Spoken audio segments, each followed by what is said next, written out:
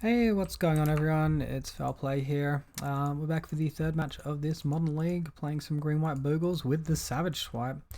Of course we get a great looking 7, despite the fact we don't have untapped green mana. So I'm going to go ahead and mulligan this. This hand looks a lot better. We can probably ditch the Silhana Ledgewalker. Versing TPI today. And no companions from my opponent. Currently doing it a bit rough, losing to a Death Shadow deck, a Grixis Shadow deck with the Dragon's Rage Channelers. Excuse me. And then following that up with a loss to a blue-white control deck, splashing for some Triomes for their prismatic endings. But we're going to do our best to try and get things back on track today. Looks like we're versing a Humans deck. So we'll put down our Vigilance, we'll put down our first strike, we'll start attacking for 3. And the best things my opponent could have for next turn are Thalia, Kitesail Freebooter, or Meddling Mage. So basically like a Thalia's Lieutenant would be good and about everything else could suck. Hopefully if it's Thalia we hit mana, Daybreak Coronet and stomp them to the curve. Meddling Mage, they always just blind name Daybreak Coronet. So there's not much we can do about that unless we draw our Savage Swipe to murder the thing. My opponent is an idiot.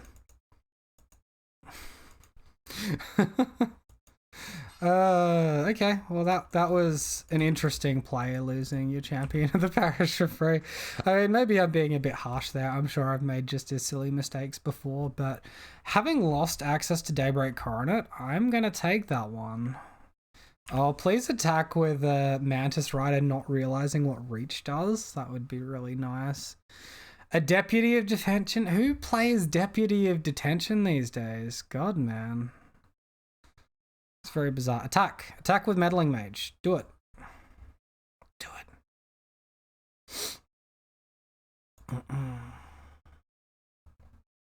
Great. So we're going to play around that card. We're not packing our Torpor Orbs. And Luris is looking kind of average. I think we probably need to... I want to apply pressure, but if they have Phantasmal Image to copy this, we're just screwed either way.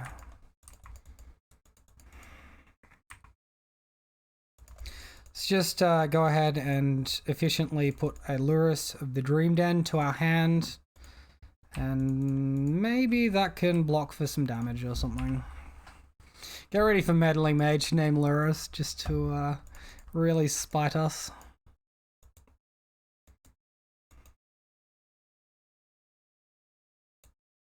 Wow, is he legitimately doing exactly that? Okay, Phantasmal Image.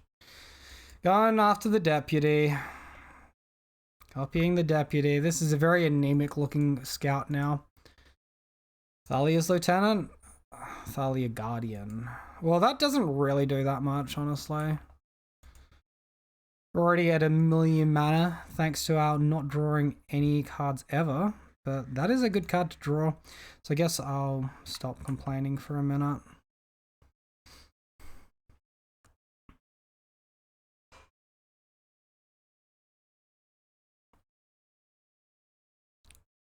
If we Savage Swipe, we can get rid of the Meddling Mage, but we can't do that plus play the Daybreak because both are going to cost 2 extra, which means we need 5 mana instead of 4. We could kill the Deputy, get back Sentinel's Eyes, have a 3/3 to attack with, and then my opponent can't copy any future Deputies off the Phantasmal Image, or it will make the Phantasmal Image sacrifice.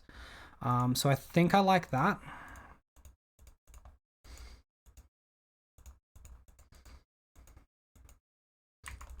And for this one turn only, we have a 5-powered creature. Get in there, 5-powered scout. Let's go. Let's go, buddy. All right, that was very, very enjoyable. Maybe it's done enough to turn the tides here. Maybe not.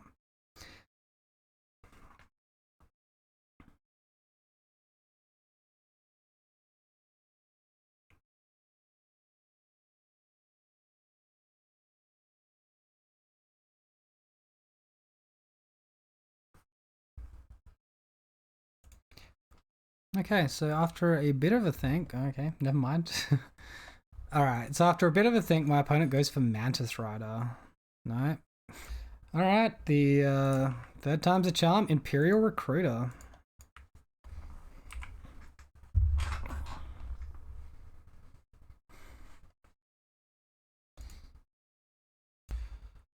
Opponent finding Meddling Mage to name Luris this time, or is he naming Savage Swipe to protect from future board state interruptions? Names Luris. Okay.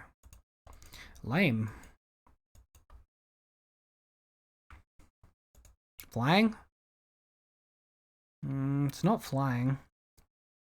We also can't cast a single card in our hand. If we attack like this, we trigger our totem armor, we can kill a potential of 3 creatures. So we'd be putting damage at Thalia and then like Meddling Mage. I think that's fine. I'm definitely happy to go for that. 1 card in hand for my opponent. If he wants to take bad blocks here, I'll be happy to oblige.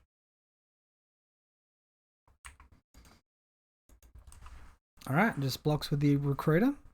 So this is probably where they cycle the Horizon Land starts to come in. Yeah, we can call it.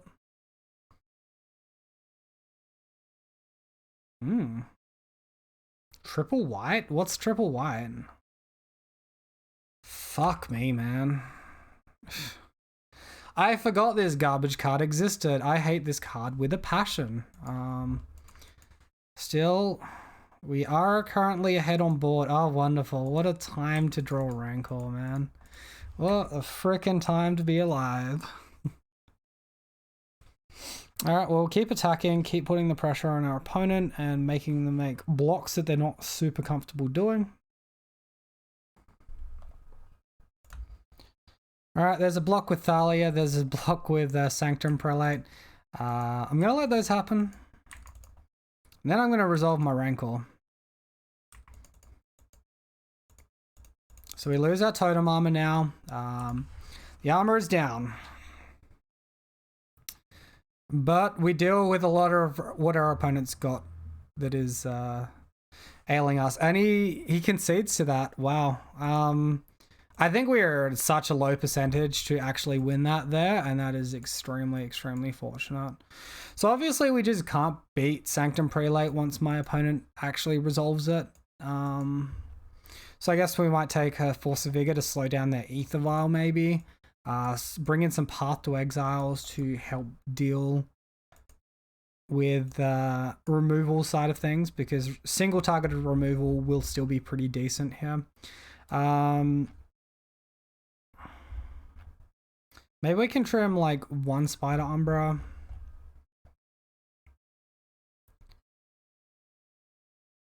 I don't know, maybe Force of Vigor is just greedy, maybe not. Trim a Ledgewalker, trim a Grispoon.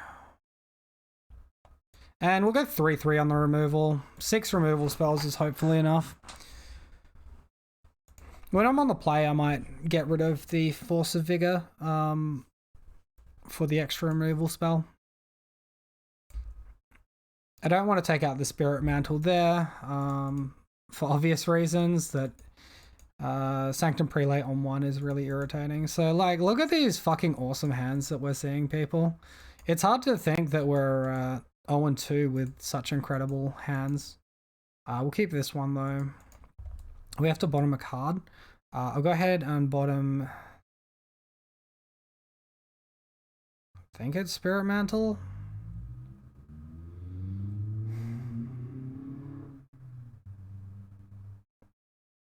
Just for mana efficiency purposes. Spirit Mantle is also evasion, and our hand doesn't have evasion without it. Let's get rid of the Spider Umbra.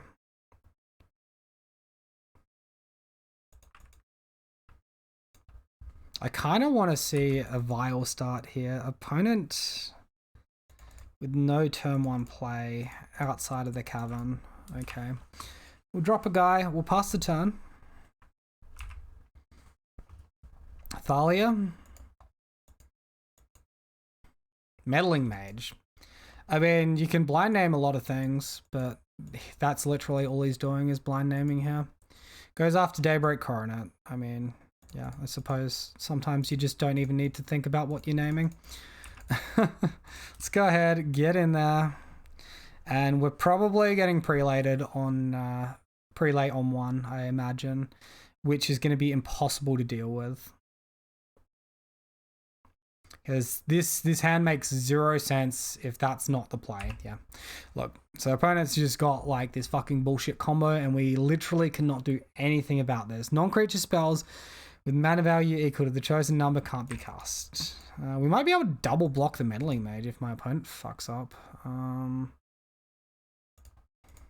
just like block it.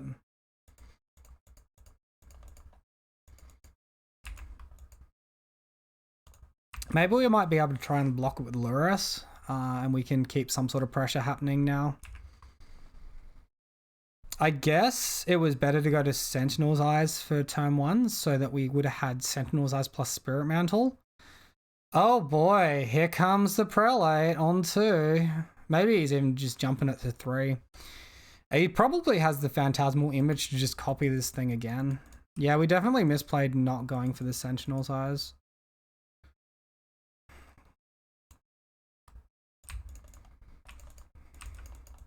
Because like a 3/3 pro creatures can actually potentially win here, where this one does not do very much. I'm going to hold off on attacking because our opponent is definitely the beatdown at this point. We can still play our creatures, by the way, through these prelates. It reads non-creature spells. Not that either of these creatures are particularly impressive on this board state.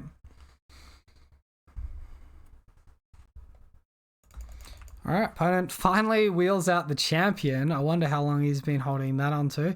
He potentially could have drawn it from turn 2.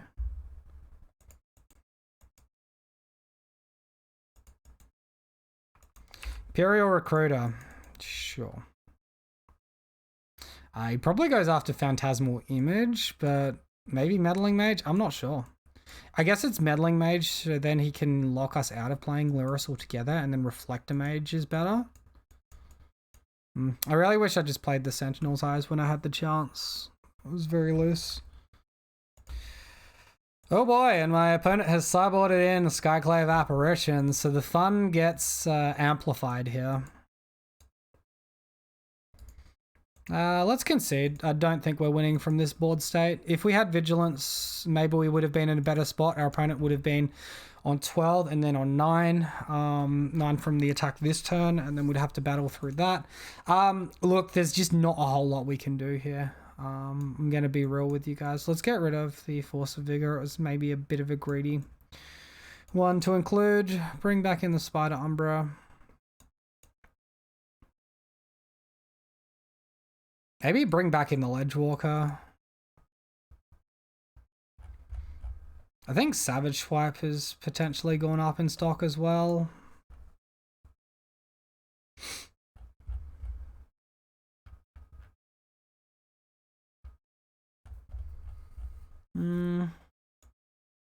Maybe not.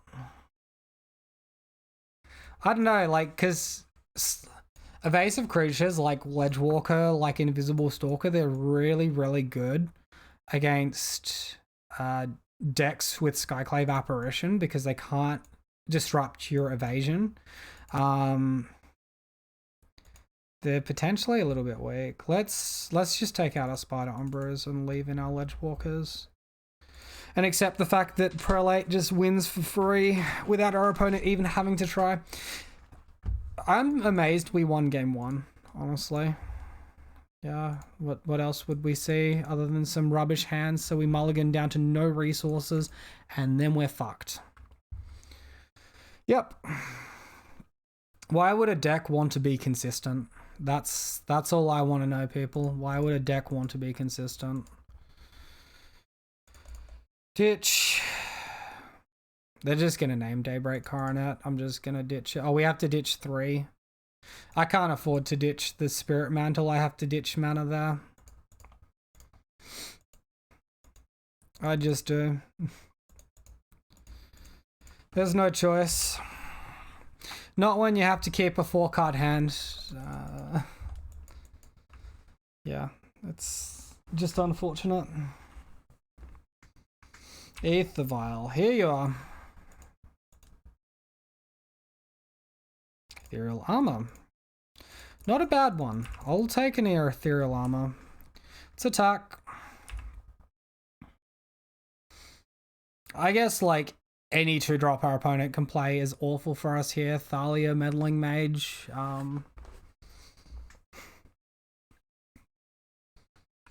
We'll just have to see what they go for. Nothing. They go for nothing. Well, I don't know about you guys, but I smell a Sanctum Prelate coming in our near future, so let's get in as many 1-drops and as much attacks as we can. Our deck does not want to give us mana sources for whatever reason. Just for the same reason it didn't want to give us a good starting 7 to give us a fighting chance. Like, love me some variance with a side of salt.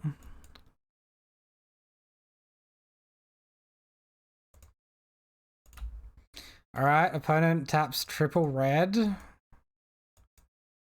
Magus of the Moon. Fucking whatever, man. Jerk off in the corner. Good on you. Good on you.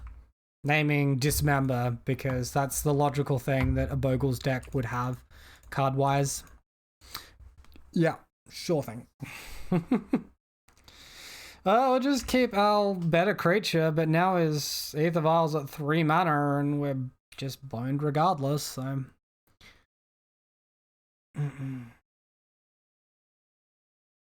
Recruiter. Alright, this is where the fun gets in. He gets Skyclave Apparition, and now we don't have a creature anymore. Let's see if he sees the line. Night of Autumn for whatever reason. I guess that works as well. I think Skyclave Apparition personally is a wiser decision, but here we are.